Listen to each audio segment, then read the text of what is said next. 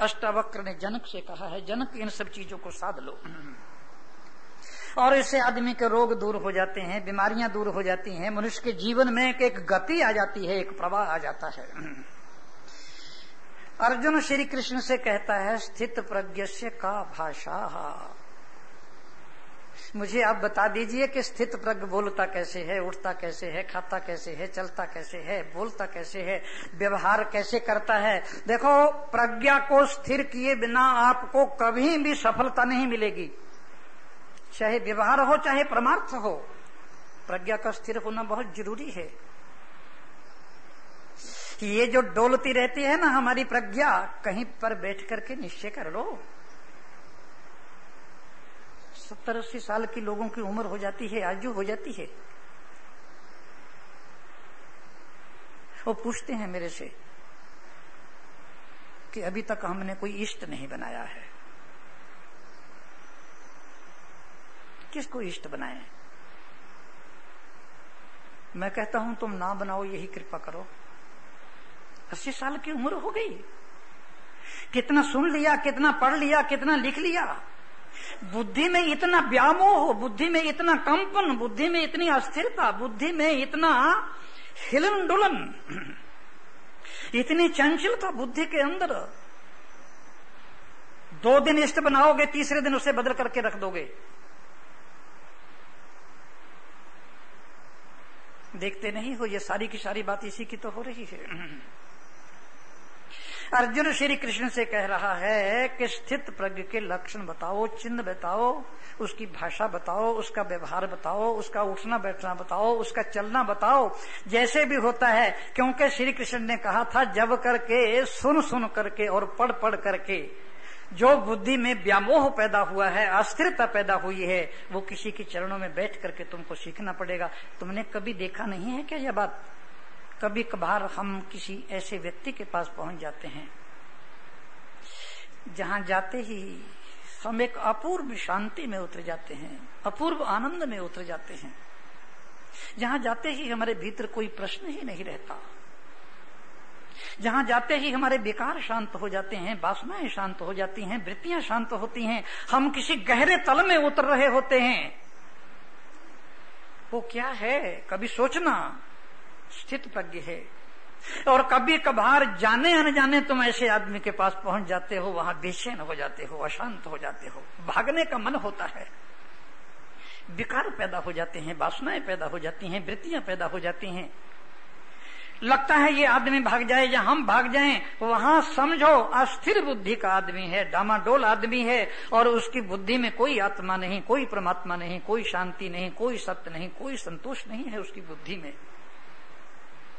कहीं तुम्हें लगता है हम नहा गए, हम तृप्त हो गए? ये स्थित प्रज्ञ का है। देखो, जब भी किसी के चरणों में बैठकर ऐसा अनुभव हो तो वहां चूकना मत। वहां तुम्हारे हाथ कुछ लग सकता है, ऐसी जगह पर तुम्हें कुछ मिल सकता है, तुम्हारे हाथ में कुछ लग सकता है, तुम्हारी बुद्धि में स्थिरता आ सकती है, तुम्हारी चंचलता जा सकती है, और तुम्हारे भीतर कोई विकास हो सकता है, और तुम्हारी बुद्धि कहीं बहुत ऊंचाइयों पर पहुंच सकती है, और तुम किसी अनंत आनंद की शांति का अनुभव कर सकते हो। स्थित प्रज्ञ के लक्षण है महाराज। कठिन जरूर है, दुरूह जरूर हैं, इनके भीतर प्रवेश करना काफी कठिन है, लेकिन ऐसे कठिन कठिन करते रहेंगे तो कोई यात्रा ही तय नहीं होगी। नन्हे नन्हे कदमों से, छोटे छोटे कदमों से यदि आदमी चल जाए तो अनंत दूरियां तय कर लेता है, और यदि वो आदमी चले ही नहीं, कदम ही नहीं बढ़ाए, तो वहीं बैठा रहेगा, वो कहीं चल ही नहीं सकेगा।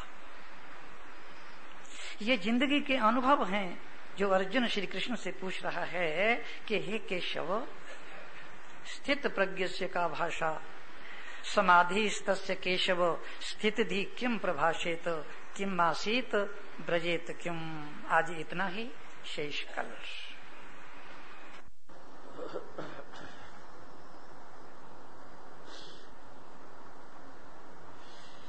कृष्णाय वासुदेवाय हरये परमात्मने प्रणत क्लेश नाशाय गोविंदाय नमो नमः। गीता का स्थित प्रज्ञ। अर्जुन श्री कृष्ण से पूछ रहा है कि स्थित प्रज्ञ का लक्षण क्या है, स्थित प्रज्ञ की पहचान क्या है, स्थित प्रज्ञ का चिन्ह क्या है, कैसे जाने कि इसकी प्रज्ञा स्थिर हो गई है, कैसे समझें कि ये स्थित प्रज्ञ है। और कितने आश्चर्य की बात है, स्थित प्रज्ञ से स्थित प्रज्ञ की बात पूछ रहा है। स्थित प्रज्ञ उसके घोड़े हाँक रहा है, स्थित प्रज्ञ उसके घोड़ों की बागडोर अपने हाथ में लिए हुए बैठा है, स्थित प्रज्ञ उससे सटा हुआ बैठा है, स्थित प्रज्ञ उससे बात कर रहा है, उससे हंस रहा है, उससे खेल रहा है, स्थित प्रज्ञ उसे उपदेश दे रहा है। क्या बात! भगवान श्री कृष्ण से बड़ा स्थित प्रज्ञ तुम ढूंढोगे कहाँ? इससे बड़ा स्थित प्रज्ञ दुनिया में तुम्हें कहीं मिलेगा भी नहीं। और अर्जुन स्थित प्रज्ञ की बात स्थित प्रज्ञ से ही पूछ रहा है। अर्जुन ढूंढ रहा है स्थित प्रज्ञ को, अर्जुन ढूंढ रहा है इस तरह के किसी ज्ञानी को जिसकी श्री कृष्ण ने चर्चा की है। देखो, ये गीता का जो स्थित प्रज्ञ है ये बड़ा अद्भुत है और बड़ा अनूठा है। पश्चिम के लोगों ने जब गीता को पढ़ा और गीता में उन्होंने स्थित प्रज्ञ की व्याख्या पढ़ी तो उनकी समझ में बिल्कुल ही नहीं आई ये बात। उन्होंने कहा ऐसा संभव ही नहीं हो सकता, ऐसा मुमकिन ही नहीं हो सकता। जैसी कि स्थित प्रज्ञ की व्याख्या की गई है, उन्होंने कहा ऐसा कोई पुरुष हो ही नहीं सकता। स्थित प्रज्ञ का सीधा सा, सरल सा, सहज सा अर्थ जानते हो क्या है? स्थित प्रज्ञ का सीधा सा, सरल सा, सहज सा अर्थ है कि कामना कोई भी न हो। प्रजहाति जदा कामान सर्वान पार्थ मनोगतान, कोई भी कामना नहीं है लेकिन वो कर्म कर रहा है।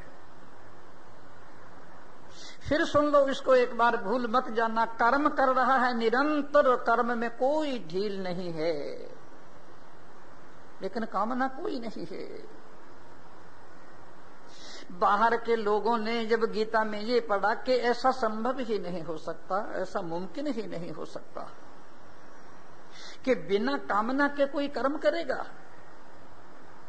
मनुष्य के हृदय में कोई ना कोई कामना रहती है, वासना रहती है, इच्छा रहती है, संकल्प रहता है, और कोई ना कोई सूक्ष्म रूप में ऐसी चीज बैठी होती है तो ही तो वो कर्म करता है।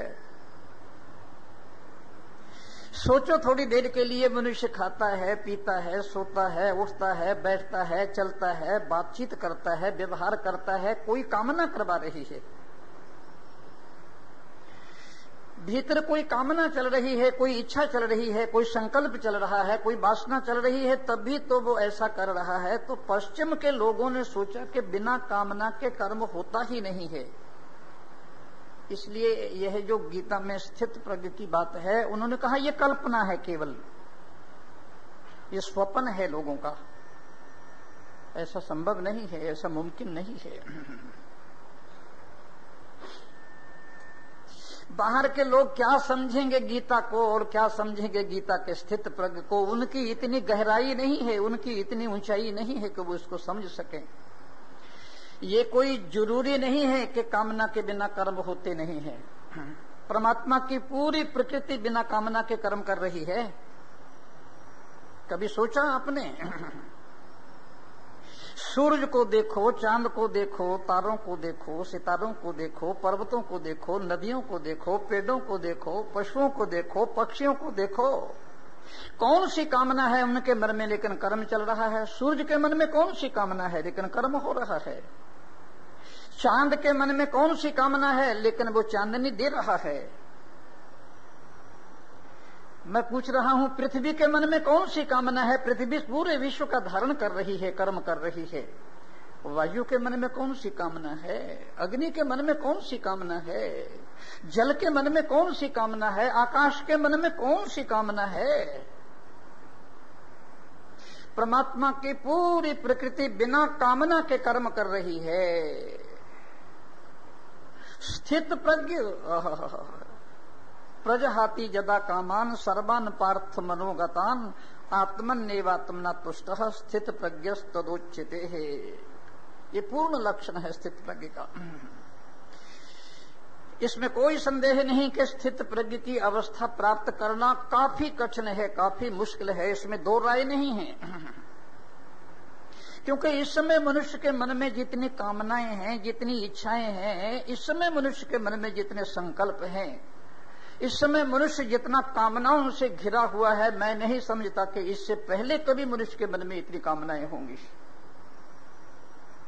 जैसे मधुमक्खियों के छत्ते पर मधुमक्खियां भिन भिनाती हैं, ठीक ऐसे ही मनुष्य के हृदय में कामनाएं भन भनाती रहती हैं। कभी मधुमक्खियों के छत्ते को देखना संभाल करके, वहां कोई भी मक्खी चैन से नहीं बैठती, एक उठी एक बैठी, एक उठी एक बैठी, वहां हलचल होती ही रहती है। ऐसे ही मनुष्य के हृदय में कामनाएं हलचल करती रहती हैं। इन कामनाओं में कोई विराम नहीं आता है, कोई चिन्ह नहीं आता। लाख सत्संग सुन लो, लाख स्वाध्याय कर लो, लाख तीर्थों में जाकर भ्रमण कर लो, लाख गीता पाठ कर लो, लाख उपनिषदों को याद कर लो, लेकिन कामनाएं पिंड नहीं छोड़ती हैं।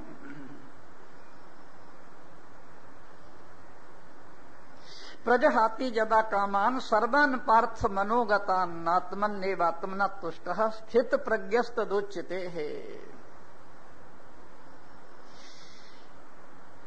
प्रजहाति जदा मन में रहने वाली समस्त कामनाओं का परित्याग कर दे, छोड़ दे।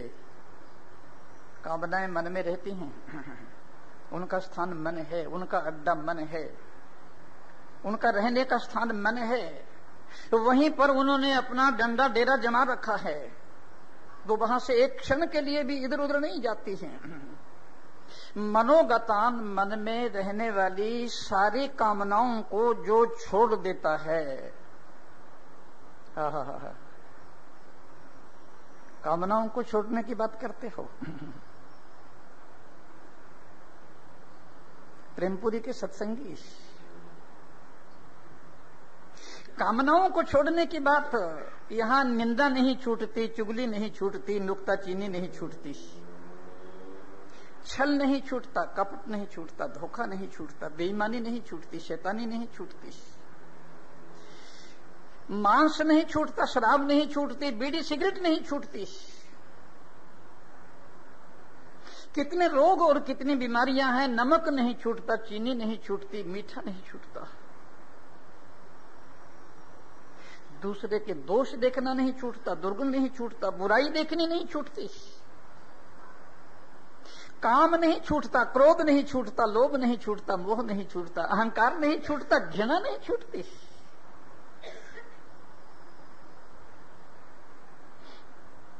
प्रजहाति जदा कामान, मन में रहने वाली समस्त कामनाओं को जो त्याग देता है, छोड़ देता है।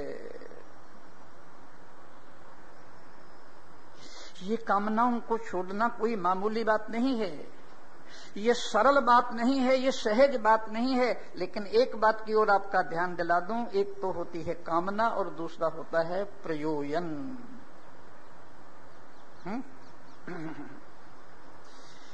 कामना तो जितना कम कर सको उतना अच्छा, लेकिन प्रयोजन नहीं छोड़ना। ये जो हमारे मन में आत्मा की, परमात्मा की, सत्य की, शांति की जो हमारे मन में प्यास है, जो तड़फन है, ये जो हमारे मन में उपकार की, धर्म की, कर्म की, निष्काम कर्म की, सेवा की जो हमारे मन में तड़फन और तीव्रता है, जो आग जल रही है हमारे हृदय में, ये जो हम इधर उधर ढूंढ रहे हैं सत्संगों में, कथाओं में, गीता में, उपनिषदों में, कहीं से हमें शांति मिल जाए, संतोष मिल जाए, तृप्ति मिल जाए, ये प्रयोजन है, ये कामना नहीं है, प्रयोजन है। प्रयोजन तो चाहिए ही चाहिए, लेकिन एक घड़ी ऐसी आएगी जहां श्री कृष्ण ने कहा है कि ये प्रयोजन भी छोड़ना पड़ेगा।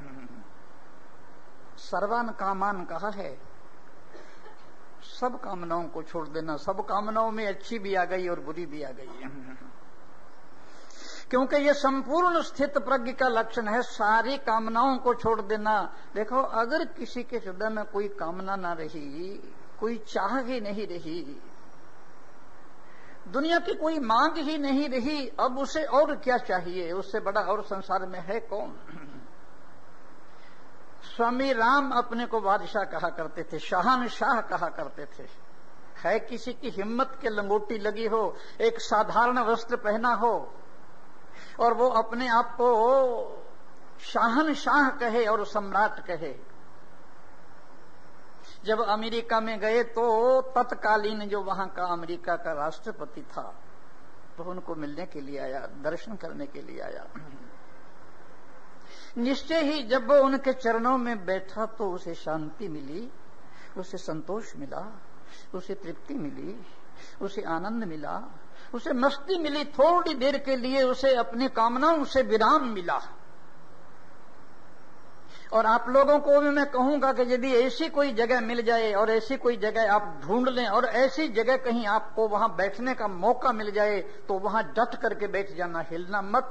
इस जिंदगी में अगर कुछ भी क्षण ऐसे मिल गए तो बहुत मिल गए, काफी मिल गया, कम नहीं मिल गया। वरना मनुष्य तो आज टूट गया है, चूर चूर हो गया है, उसके पास कुछ रहा ही नहीं है। ना तो वो ठीक ढंग से मर सकता है और ना ठीक ढंग से जी सकता है। कामनाओं ने ऐसा तोड़ और मरोड़ करके रख दिया है उसे कि उसकी हालत बहुत ही खराब है। उसे बड़ी शांति मिली, बड़ा संतोष मिला, बड़ी तृप्ति मिली। उसने आंखें खोली और राम तीर्थ को प्रणाम करके कहने लगा कि और सारी बात मेरी समझ में आ गई, लेकिन एक बात मेरी समझ में नहीं आई, आप अपने को बादशाह कैसे कहते हैं, शहंशाह कैसे कहते हैं? आपके पास तो कुछ भी नहीं है। राम ने कहा, देख, बादशाह मैं ही हो सकता हूं, शहंशाह मैं ही हो सकता हूं। मेरे मन में कोई कामना नहीं है, कोई इच्छा नहीं है, कोई वासना नहीं है, कोई संकल्प नहीं है। जिसके मन में कोई कामना ना हो, कोई इच्छा ना हो, कोई वासना हो, वही बादशाह हो सकता है। जिसके मन में कामनाएं हैं, इच्छाएं हैं, वासनाएं हैं, वो काहे का बादशाह? वो तो कंगाल है, भिखारी है, दर दर ठोकरें खाने वाला आदमी है। करोड़ों अरबों रुपए हो गए तो उससे होता क्या है? अगर वो महलों में रहता है तो उससे क्या है? वो तो आग की भट्ठी पर बैठा हुआ जल रहा है। ना उसको रात को नींद आती है, ना उसको दिन को चैन आता है। क्या? जिसके मन में कोई कामना नहीं है, कठिन तो है स्थित प्रज्ञ, इसमें कोई संदेह नहीं, लेकिन कठिन कह करके छोड़ने की क्या बात है? ये तो हमारे हाथ का खेल है। तुम कभी एकांत में बैठ जाओ, घर के किसी कोने में, नदी के किसी किनारे पर, किसी पेड़ के नीचे, या अपने ही रूम को बंद करके बैठ जाओ, आधी रात को ही बैठ जाओ, 4 बजे ही बैठ जाओ, दोपहर में जब कोई घर में ना हो तभी बैठ जाओ। तुम एकांत और शांत स्थान में बैठकर कम से कम इतना तो सोचो कि मेरी कामनाएं बढ़ रही हैं या घट रही हैं। इतना तो सोचो। छोड़ दो माला झोली को एक तरफ, रख दो सुंदरकांड को एक तरफ, रख दो उपनिषदें गीताएं एक किनारे पर। जो करना है उसे करो। सोचो अपने मन में, विचारो अपने मन में, गहराई से उतरो अपने मन में। सोचो कि मेरी कामनाएं बढ़ रही हैं या घट रही हैं। यदि कामनाएं बढ़ रही हैं तो गलत जा रहे हैं आप, चाहे कुछ भी कर रहे हैं। और यदि कामनाएं कम हो रही हैं, घट रही हैं, तो आप सही जा रहे हैं। किसी से कोई पूछने की जरूरत नहीं। किसी मंदिर में जाकर, किसी साधु संत से, किसी गुरु पुरोहित से, किसी से पूछने की जरूरत नहीं कि हमको क्या करना है और क्या नहीं करना। तुम अपने आप से इंक्वायरी कर लो। और यदि सचमुच में कामनाएं बढ़ रही हैं तो खतरे की घंटी बज रही है। ये कम होनी चाहिए। प्रजहाति जदा कामान सर्वन पार्थ मनोगतम। अरे कामना तो फांसी हो जाती है, फांसी। जरा सी कामना हमें टिकने नहीं देती है, चैन नहीं लेने देती है। बहुत बड़े महात्मा थे, बहुत पुरानी बात है, बहुत पुरानी। ऋषिकेश में रहते थे, उत्तरकाशी में रहते थे। बिल्कुल नग्न थे, बस 2 लंगोटियां थी शरीर पर। एक लंगोटी से स्नान कर लेते तो दूसरी लंगोटी पहन लेते और उसे सूखने के लिए डाल देते। तो मन में उनके ये चिंता रहती थी कि इस लंगोटी को कोई बंदर ना उठा करके ले जाए, वहां तो बंदर बहुत होते हैं। अब ना ध्यान में मन लगता, ना समाधि में मन लगता, ना चिंतन में मन लगता, ना ब्रह्म में मन लगता। एक जरा सा लंगोटी कपड़े का टुकड़ा खींचने के लिए तुम्हें बहुत बड़ी बड़ी चीजों की जरूरत नहीं है। जरा सी कामना तुम्हें टिकने नहीं देगी। जरा सा जूता कोई कीमती बाहर पड़ा होगा तो यहां मन नहीं लगेगा, वो खींच लेगा तुम्हें यहां से, चाहे कितना ही सत्संग क्यों ना करो। कामना मत इसे मामूली समझ लेना। ये तो सांप है, ये तो बिच्छू है। ये जब काटती है तो मनुष्य को पानी नहीं पीने देती, तड़फा तड़फा कर मारती है। तो वो सोचते क्या करूं। फिर उसके बाद उन्होंने दोनों लंगोटियां ही छोड़ दिया, नग्न ही रहने लगे कि ये क्या हो गया। बूढ़े महात्मा 80-90 वर्ष की आयु, 50 वर्षों से उत्तर काशी में गंगा के किनारे झोपड़ी डालकर रह रहे हैं।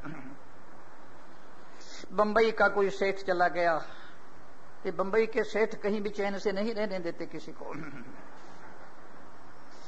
ये जहां जाते हैं ये अपनी कोई तुर्रा लेकर ही जाते हैं, वहां बेचैन कर देते हैं कि महाराज पक्की कुटिया बना दें, अटैच बाथरूम कर दें, एयर कंडीशन लगा दें, सुविधा कर दें आपको खाने पीने की। ये नहीं पता कि उसको कांटों पर बिठाने जा रहा है।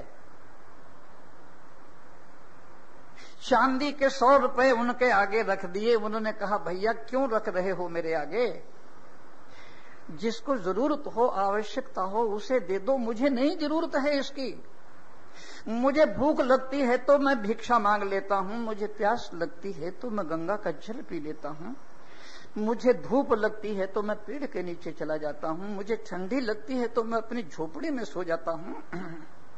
अरे मुझे कोई बीमारी और रोग होती है तो मैं स्वर्गाश्रम में काली कमली वालों से दवाई ले आता हूं, मुझे नहीं जरूरत है बाबा, तुम अपने इन रुपयों को उठा लो। उसने कहा मैंने तो रख दिए, मैं तो उठाऊंगा नहीं, अब तुम्हारी मर्जी हो जो करो। ऐसे कह के चला गया वो। सांप डाल गया गले में। अब वो तो चला गया चांदी के 100 रुपए रख के। अब महात्मा सोचने लगे कि क्या करें, किसी गरीब को दे दें, किसी की झोपड़ी बना दें, कोई भंडारा कर दें, काली कमली वाले को दे दें, स्वर्गाश्रम में दे दें, या इसे रख छोड़ने। कभी कभार किसी को आवश्यकता होती है, जरूरत होती है, उसको दे दें। 1 दिन 2 दिन 4 दिन, न रात को नींद न दिल को चैन। जहां कामना आई वहां अशांति आई, वहां बेचैनी आई। प्रजहाति जदा कामान। अब उन्होंने सोचा कि मैं तो बड़ा शांत रह रहा था, आनंद में रह रहा था, इन 100 रुपयों में मेरी जिंदगी को नर्क बना करके रख दिया। उन्होंने वो चांदी के रुपये उठाए और काली कमरी में दे आए। क्या श्री कृष्ण स्थित प्रज्ञ का लक्षण कर रहे हैं, जिसके हृदय में कामना कोई नहीं लेकिन कर्म बराबर कर रहा है। इस बात की ओर ध्यान रखना। उसने कर्म छोड़ा नहीं है। कर्म क्यों छोड़े? जो छोड़ने की चीज है उसे छोड़ो, कामना छोड़ो। प्रजहाति जदा कामान, जब समस्त कामनाओं का परित्याग कर देता है, कामनाओं को आदमी छोड़ देता है, ऐसी स्थिति में कहते हैं। और जहां कामना आई और जहां इच्छा आई वहां मनुष्य डगमगाया और मनुष्य कंपने लगा। किसी फकीर के आगे किसी सेठ ने जाकर 10,000 सोने के मुहरों की थैली रख दिया। 10,000 सोने के मुहरों की थैली। उस फकीर ने कहा दोस्त मित्र उठा लो, इसे जल्दी से उठा लो, मैं किसी गरीब का धन नहीं लेना चाहता, मैं किसी गरीब की संपत्ति नहीं लेना चाहता। उसने कहा गरीब? गरीब के पास 10,000 सोने की मुहरें होंगी क्या? मैं गरीब नहीं हूं, मैं अमीर हूं, मैं बंबई का सबसे बड़ा धनी हूं। मेरे बड़े बड़े कल कारखाने हैं, बड़े बड़े मिल हैं, बड़ी बड़ी हुकूमत चलती है मेरी। चींटियों की तरह नौकर दौड़ते हैं मेरे आगे। मैं धनी हूं, मैं गरीब नहीं हूं। 10,000 सोने की मुहरें किसी गरीब के पास नहीं होती। गरीब ने तो देखी भी नहीं होती 10,000 सोने की मुहरें। मैं गरीब नहीं हूं। उस फकीर ने मुस्कुराकर कहा, मित्र झूठ मत बोलो, उठा लो जल्दी से। उसने कहा, मैं बिल्कुल झूठ नहीं बोल रहा हूं, महात्मा के चरणों में आकर झूठ बोलूंगा। उसने कहा, बताओ जितने संपत्ति धन तुम्हारे पास है उससे और ज्यादा तुमको इच्छा है या नहीं है? उसने कहा, वो तो है। तो उसने कहा, फिर और गरीब कौन होगा, और कंगाल कौन होगा? जब तुम्हारे मन में और पाने की इच्छा है और संकल्प है तो फिर और गरीब किसको कहते हैं? उठा ले अपनी मुहरों को। मेरे मन में कोई कामना नहीं है, कोई इच्छा नहीं है, कोई संकल्प नहीं है, कोई वासना नहीं है मेरे मन में। प्रजहाति जदा कामान सर्वान पार्थ मनोगतान। तुम कम से कम इतना सोच लो जो यहां बैठे हो कि तुम्हारे इस जीवन रूपी रथ का संचालन कामना कर रही है। बस इतना सोच लो, ज्यादा सोचने की जरूरत नहीं है। हमारा जो जीवन रूपी रथ चल रहा है इसकी बागडोर किसके हाथ में है? काम के हाथ में है या राम के हाथ में है? जब गहराई से देखोगे हमारे इस जीवन की जो बागडोर है वो कामना के हाथ में है। जब तक हमारे जीवन की बागडोर कामना के हाथ में रहेगी, याद रखो निश्चित ही एक्सीडेंट होंगे। पल पल पर, कदम कदम पर एक्सीडेंट होंगे। ये तुम्हारा जीवन का रथ टूटेगा, तुम्हारे घोड़े मरेंगे और इसमें बैठा हुआ जो मालिक है वो भी बिल्कुल घायल हो जाएगा, खूनो खून हो जाएगा। और रात दिन यही घटना घट रही है। हमारे इस जीवन रूपी जो रथ है, इस जीवन की इसकी बागडोर तुमने किसके हाथ में दे रखी है? कामना के हाथ में मत दो, ये राम के हाथ में दो। हमारा संचालन कामना न करे, हमारा संचालन राम करे। कभी तो कामनाओं से विराम लो। कामना का अर्थ जानते हो? कामना का अर्थ गीता ने किया है कि मैं अपनी स्थिति से संतुष्ट नहीं हूं। बस ये कसौटी है, तुम्हारे हाथ में दे रही है गीता। कसौटी जैसे सुनार के घर में कसौटी रहती है, उसके ऊपर सोने को कस करके देख लेता है कि खरा है या खोटा है। ऐसे ही गीता तुम्हारे हाथ में एक कसौटी दे रही है, उस पर कस करके देख लो इस बात को। पूरी तरह से कस लो। गीता कह रही है कि कामना जो है ये तुम्हारे मन में है। कामना माने मतलब है कि मैं अपनी स्थिति से संतुष्ट हूं या नहीं हूं। यदि तुम अपनी स्थिति से संतुष्ट नहीं हो तो तुम्हारे जीवन की बागडोर कामना के हाथ में है। अपनी स्थिति से संतुष्ट तो कोई है ही नहीं, भले कितनी डींग क्यों ना हांके। डींग हांकने में किसी का कुछ लगता है क्या? इस स्टेज पर बैठ करके बहुत कुछ कहा जा सकता है और बहुत कुछ कह सकता हूं, लेकिन अपने मन को मैं अच्छी तरह से जानता हूं कि मेरे जीवन की बागडोर किसके हाथ में है। जीवन की बागडोर कामना के हाथ में है। अपनी स्थिति से यदि आप संतुष्ट हैं तो कामना के हाथ में आपकी बागडोर नहीं है। फिर तो भगवान के हाथ में आपके जीवन रथ की बागडोर है। फिर तो राम के हाथ में आपके जीवन की बागडोर है। अपनी स्थिति से कोई भी संतुष्ट नहीं है, वो कुछ और होना चाहता है। आज 10,000 है, 10 लाख है, 10 करोड़ है, 10 अरब है, 10 करब है, आधी पृथ्वी का राज्य, फिर पूरी पृथ्वी का राज्य, फिर स्वर्ग, और यूं करते करते अर्थी उठ जाती है। ये सारी कामनाओं को अपने साथ लेकर मनुष्य मृत्यु की नदी में कूद जाता है।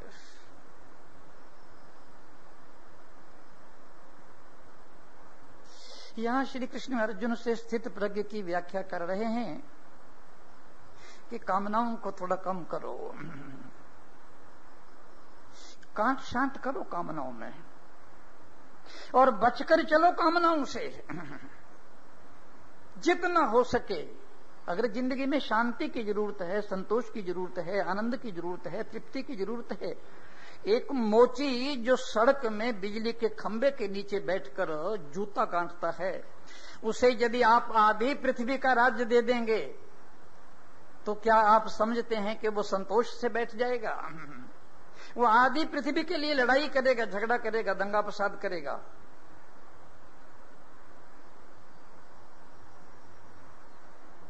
दुनिया का सबसे बड़ा धनी था कार्नेगी, जब मरने लगा 50 अरब रुपया उसका डॉलर उसका बैंक में जमा था और कोई अपार धन संपत्ति थी। मृत्यु के समय मित्रों ने पूछा कि तुम चैन से मर रहे होगे, शांति से मर रहे होगे, तुमने जो चाहा जीवन में वही तुम्हें मिला।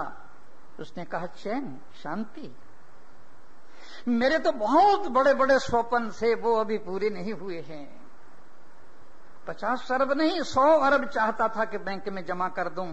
ये किसी कार्नेगी की कहानी नहीं है, ये कहानी हमारी अपनी है। ये सारे के सारे राग हमारे अपने हैं, ये सारी की सारी इंक्वायरियां हमारी अपनी हैं। श्री कृष्ण कहते हैं प्रजहाति जदा कामान सर्वान पार्थ मनोगतान।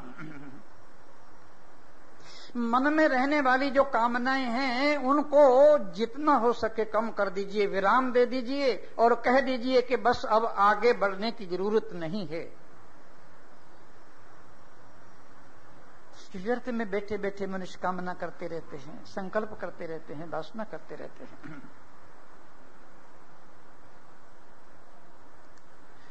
एक चील कचरे के ढेर में से मरे हुए चूहे को अपनी चोंच में दबाकर उठी। 50 चीलें उसके पीछे लग गई। उन्होंने चोंच से और पंजों से उस चील को खूनो खून कर दिया, पंख नोच दिए सारे के सारे उसे। और इसी लड़ाई झगड़े में वो चूहा गिर गया और वो चील किसी पेड़ की डाली पर जाकर के बैठ गई। सारी चीलों ने पीछा छोड़ दिया। अब वो चील सोचने लगी कि आश्चर्य की बात है, मैं तो सोच रही थी ये सब मेरी दुश्मन है, शत्रु हैं, मुझे मार रही हैं, लेकिन ये लड़ाई तो चूहे के लिए हो रही थी। ये कामना का चूहा जब तक हमारे मुंह में रहेगा, ये दुख की चीलें हमें छोड़ने वाली नहीं है। ये कामना का चूहा जब तक हमारे मुंह में रहेगा, हमारी चोंच में रहेगा, हमारे पंजों में रहेगा, ये दुख, ये संताप, ये पीड़ाएं, ये क्लेश, ये चीलें हमें खूनो खून करके छोड़ेंगी। और जैसे ही कामना का चूहा गिरा और किनारे पर रखा, किसी को क्या लेना और किसी को क्या देना, सारी लड़ाई इसी की है। ये संपूर्ण लक्षण है।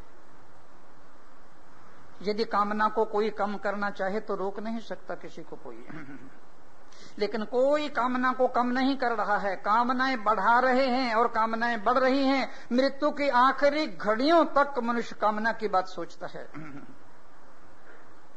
प्रजहाति जदा कामां सर्वान पार्थ मनोगतां। मन में रहने वाली कामनाओं को जब आदमी परित्याग कर देता है, कम कर देता है, बच के चलता है और उसको एक किनारे पर रख देता है और कह देता है कामनाओं को कि अब मुझे पिंड छोड़ो, अब मेरा किनारा छोड़ो, और जब कामनाएं गई तो सब कुछ गया। तो गीता कह रही है, स्थित प्रज्ञ कह रहा है कि कामनाओं को थोड़ा विराम दे दो, बस और कुछ नहीं, थोड़ा बच करके चलो कामनाओं से। और आत्मन्नेव आत्मना तुष्टः, ये दूसरा भाग है स्थित प्रज्ञ में, स्थित प्रज्ञ के लक्षण का श्लोक का। आत्मन्नेव आत्मना तुष्टः, अपने आप में संतुष्ट रहना, किसी वस्तु से नहीं, किसी व्यक्ति से नहीं, किसी पदार्थ से संतोष नहीं, स्वयं अपने आप में संतुष्ट रहना, अपने आप से संतोष। अपने आप से संतोष तो किसी को भी नहीं है। कहां है संतोष हमारे जीवन में? हमारे जीवन में संतोष तो है ही नहीं। स्थित प्रज्ञ का लक्षण है सतत संतुष्ट रहना और हमारा लक्षण है सतत असंतुष्ट रहना। हमारी जिंदगी में तो कभी संतोष आया ही नहीं। तुम कम से कम इस बात को सोचो कि तुम जो भी काम कर रहे हो उससे तुम्हें संतोष है या नहीं है। जो भी काम कर रहे हो, हम ये नहीं कह रहे कि पाठ कर रहे हो, पूजा कर रहे हो, ध्यान कर रहे हो, समाधि लगा रहे हो, योग कर रहे हो, सत्संग कर रहे हो, ये नहीं कह रही गीता। वो कहती है कोई भी काम क्यों नहीं कर रहे हो तुम, उससे तुम्हें संतोष है क्या? उससे तुम्हें तृप्ति है क्या? उससे तुम्हें आनंद है क्या? यदि उससे तुम्हें संतोष है, उससे तुम्हें तृप्ति है, उससे तुम्हें आनंद है तो ठीक, और यदि उससे तुम्हें संतोष नहीं है, तुम्हें तृप्ति नहीं है, तुम्हें आनंद नहीं है, तुम कहां भटक रहे हो? कोई भी जिंदगी में तुम्हारे ऐसा काम नहीं है जिससे तुम संतुष्ट हो सको। ना पूजा से संतोष है, न पाठ से संतोष है, न ध्यान से संतोष है, न समाधि से संतोष है, न तीर्थों में संतोष है, न व्रतों में संतोष है, न पैसा कमाकर संतोष है, न जमीन जायदाद इकट्ठी करके संतोष है, न दिन में संतोष है, न रात को संतोष है। संतोष का नामो निशान नहीं है। जिंदगी अफलातून बन गई। अरे भाई कोई काम तो कहो जिससे तुमको संतोष हो जाए। तुम्हें खाने से संतोष नहीं, पीने से संतोष नहीं, पहनने से संतोष नहीं, रुपए से संतोष नहीं, बेटे से संतोष नहीं, बेटी से संतोष नहीं, बिजनेस से संतोष नहीं, व्यापार से संतोष नहीं, किसी से भी संतोष नहीं है। आग की भट्ठी पर बैठ गए हो क्या? आत्मन्नेव आत्मनः तुष्टः। श्री कृष्ण कह रहे हैं अर्जुन, कहीं बाहर से संतोष नहीं, स्थित प्रज्ञ अपने आप से संतुष्ट रहता है। संतोष को ढूंढने जाओगे कहां? हरिद्वार जाओगे, ऋषिकेश जाओगे, उत्तरकाशी जाओगे, बद्रीनाथ जाओगे, केदारनाथ जाओगे, कैलाश जाओगे, वृंदावन जाओगे, कहां जाओगे संतोष को ढूंढने के लिए? मुझे बताओ तो सही। अभी अभी आया हूं कुंभ से, मैं पढ़ा होगा आपने अखबारों में, लड़ाई हो रही है, झगड़े हो रहे हैं, दंगे फसाद हो रहे हैं, आगे लग रही हैं, मार मिलिट्री खड़ी हुई है, कमांडो खड़े हुए हैं इंतजाम करने के लिए। आए हाय, तुम कहां जाओगे संतोष ढूंढने के लिए? जगह जगह पुलिस खड़ी है, इधर नहीं जा सकते, इधर नहीं जा सकते, यहां नहीं स्नान कर रहे, इस घाट में ये नहीं है। क्या कहां ढूंढने जाओगे संतोष को? कहां ढूंढने जाओगे शांति को? यदि आपके मन में यह है कि हरिद्वार में ढूंढ लेंगे, ऋषिकेश में ढूंढ लेंगे, केदारनाथ में ढूंढ लेंगे, वृंदावन में ढूंढ लेंगे, काशी में ढूंढ लेंगे, यदि आपके मन में ये इच्छा है तो मैं 10-15 दिन की बात तो नहीं कहता, आप वहां 2-4 महीने रह करके देखना। आप 2-4 महीने वहां रहकर देखना, फिर मैं आपसे पूछूंगा कि आपकी जिंदगी में कितना संतोष और कितनी शांति आ गई। फिर पूछूंगा मैं आपसे, वृंदावन में रहने वाली माइयों को देख लो जाकर, दिन भर अचार ही बनाती रहती हैं बेटियों को भेजने के लिए। हरिद्वार में देखा मैंने, पापड़ बना रही हैं बैठी बैठी और कर रही हैं हरिद्वार बास, ऋषिकेश बास कर रही हैं। क्या यहां बैठे बैठे क्या करेंगे स्वामी जी? कोई ना कोई बिजनेस, कोई ना कोई व्यापार, कोई ना कोई धंधा तो चलाना ही चाहिए। उनकी बात भी ठीक है। कहां जाओगे संतोष को ढूंढने के लिए, आनंद को ढूंढने के लिए, शांति को ढूंढने के लिए? गीता ठीक कह रही है, तुमको जहां ढूंढना है वहीं ढूंढो, जहां खोजना है वहीं चीजो, जहां चीज खोई गई है वहीं ढूंढो, और जहां चीज है नहीं वहां ढूंढने की जरूरत ही क्या है? आत्मन्नेव आत्मना तुष्ट, अपने आप से संतुष्ट, अपने आप से संतोष। जब भी तुम्हें शांति मिलेगी, संतोष मिलेगी, तो अपने भीतर से ही मिलेगी, बाहर से है ही नहीं तो मिलेगी कहां से? आपने कभी छोटे बच्चे को देखा है? नन्ना मन्ना बच्चा, 6 महीने का बच्चा झूले में पड़ा होता है, आहा क्या वो हंस रहा होता है, खेल रहा होता है, अपने नन्हे नन्हे पांव और हाथों को ऊपर बढ़ा रहा होता है, आनंद से झूम रहा होता है, बिल्कुल मस्ती में। कभी किनारे खड़े होकर उस नन्हे मुन्ने बच्चे को देखना, और उसके पास ये शांति, ये आनंद, ये मस्ती कहां से आई? मैं पूछ रहा हूं। ना तो कोई विवाह है, ना शादी है, ना कोई लॉटरी निकली है, ना कोई कल कारखाना खुला है उसका, ना कोई उसको पैगाम मिला है कि तुमको दिल्ली का बहुत बड़ा पद मिल रहा है, कोई पोस्ट मिल रहा है, कुछ भी नहीं। ये शांति, ये मस्ती, ये आनंद उसके भीतर आया कहां से? देखो, ये नन्हा मुन्ना बच्चा बिना कारण के सुखी है।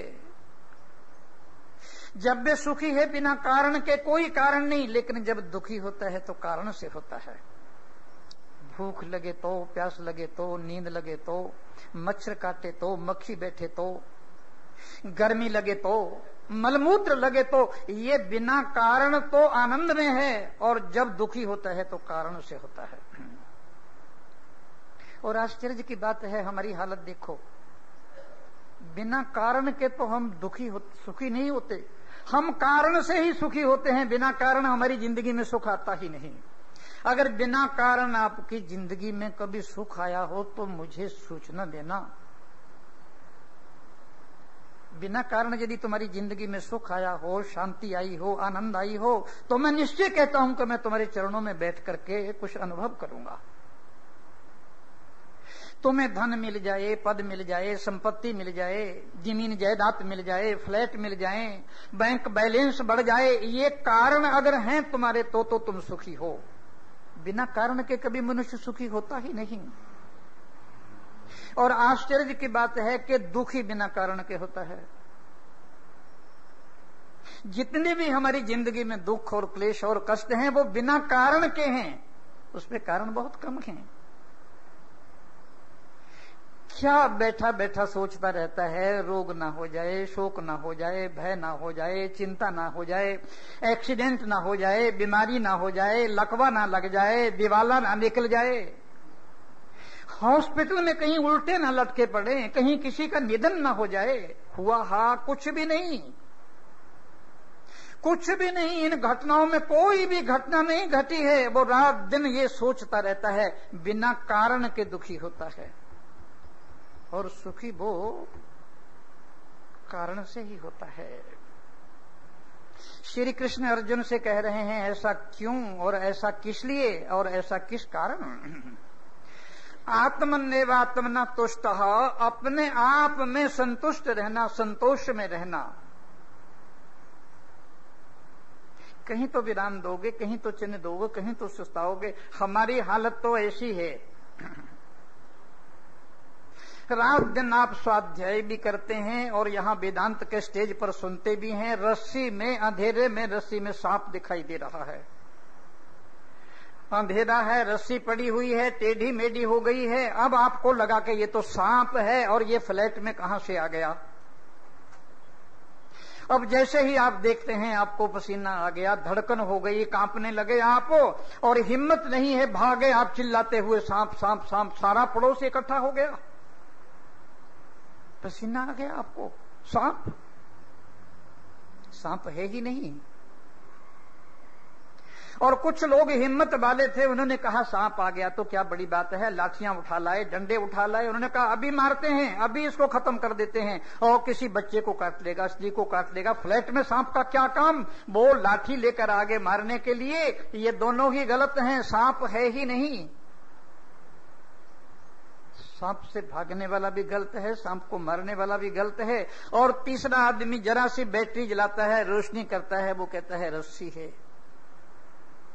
न भागने की जरूरत है, न मारने की जरूरत है, केवल जागने की जरूरत है। भागो मत, जागो। भागने से कुछ नहीं होगा। भागते भागते पूरी जिंदगी चली गई, पूरा जीवन चला गया, कहीं पर भी विराम नहीं आया, कहीं पर भी चिन्ह नहीं आया है। गीता ये कह रही है कि त्याग की प्रजहाति यदा कामान, जितने भी मनुष्य के हृदय में कामनाएं हैं, इच्छाएं हैं, उन सब कामनाओं के परित्याग की बात गीता नहीं कह रही। गीता कह रही है इनसे बच करके चलना है। बच करके चलने का माने है कामनाएं हम पर हावी न हो जाएं, कामनाएं हम पर सवार न हो जाएं, कामनाएं हमारे दिल और दिमाग में अड्डा बनाकर न बैठ जाएं, और कामनाएं हमको ऐसे न करें जैसे बिल्ली चूहे को घुमा घुमा कर मारती है, नचा नचा कर। ये कामनाएं कहीं हमारे साथ ऐसा व्यवहार करना शुरू न कर दें। प्रजहति यदा कामान सर्वान पार्थ मनोगतान आत्मन्येवात्म न तुष्ट हो। अपने आप से संतुष्ट रहना, संतोष रहना, कहीं तो आपको संतोष करना ही पड़ेगा, कहीं तो आपको संतोष में रहना ही पड़ेगा, कहीं तो आपको संतोष की स्थिति करनी ही पड़ेगी। इसलिए गीता का ये संपूर्ण लक्षण है स्थित प्रज्ञ का। कामनाओं का परित्याग। मन में रहती हैं कामनाएं, बुद्धि में रहती हैं कामनाएं। जब कामनाएं चली जाती हैं तो बुद्धि स्थिर हो जाती है, बुद्धि एकदम डामाडोल नहीं होती, बुद्धि के अंदर कोई कंपन नहीं रहता। ये कामनाओं पर चोट लगती है तभी तो दुख होता है। किसी ने निंदा कर दिया तो कामना पर चोट लगी, चुगली कर दिया तो कामना पर चोट लग गई। आपने भोजन के लिए कहा, 5 मिनट देरी हो गई तो आपको गुस्सा आ गया। किसी ने आपकी बात काट दी तो आपको गुस्सा आ गया। किसी ने आपकी बात नहीं मानी तो आपको गुस्सा आ गया, तो आपको क्रोध हो गया। जितनी कामनाएं हैं उन पर जब चोट पड़ती रहती है तो मनुष्य तिलमिला उठता है। आपकी किसी ने बात नहीं मानी, आपने को किसी ने पूछा नहीं, आपको किसी ने नमस्कार नहीं किया, आपको किसी ने प्रणाम नहीं किया, आपको किसी ने वंदना नहीं किया, बस घबरा गए आप इसी में कि इतना परिचित, इतना जानने